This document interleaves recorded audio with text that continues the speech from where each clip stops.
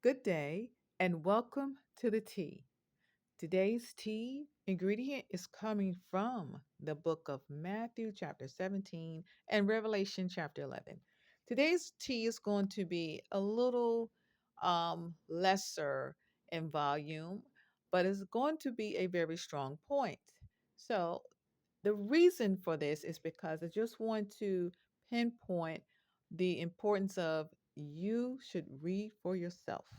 There are people who mean well and have taught on the book of Revelation in reference to Elijah. And there are some things that were taught, but there was no real clarity that the Lord said it.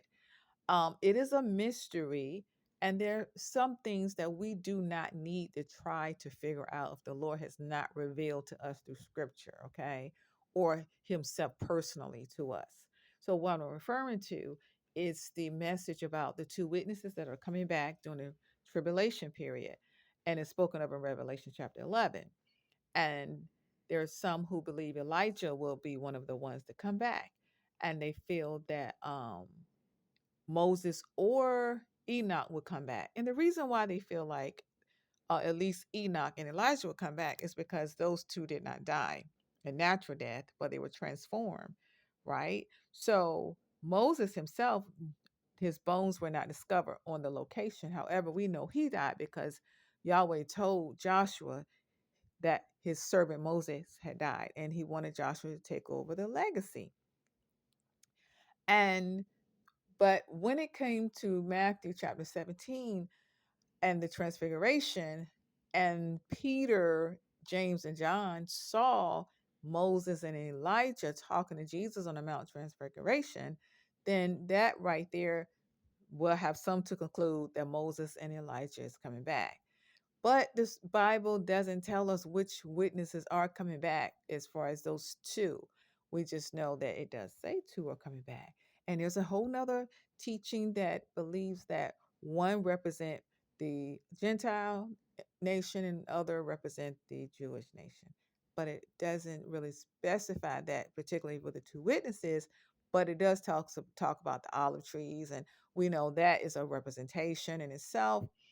But here's a little bit tea on this part where Elijah, specifically to Elijah and who represented him in the book of Matthew, chapter 17. Okay.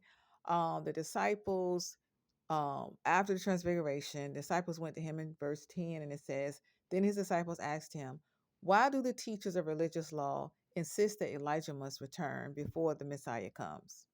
Jesus replied, Elijah is indeed coming first to get everything ready. But I tell you, Elijah has already come, but he wasn't recognized, and they chose to abuse him. And in the same way, they will also make the Son of Man suffer. Then the disciples realized he was talking about John the Baptist. Now, I don't hear people teaching on that. I have never heard anyone teach that part when referencing Elijah coming back. So it's the spirit of Elijah that he was referring to, and well, that was spoken to us. I believe it was the prophet Isaiah, because in the Old Testament, that the prophets of that time, they were informed, okay, about the future, and they had some insight, but they didn't understand, okay, the fullness.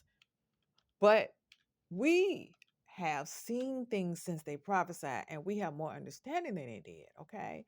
So it is very important that you read, just not part that you were taught, but read the whole portion to get more clarity. So Isaiah did prophesy. Chapter 40, verse 3, he was saying how the voice of one crying in the wilderness was going to come prepare the way of the Lord. And we know who that was. And he was talking about how it was going to come, in the spirit of Elijah.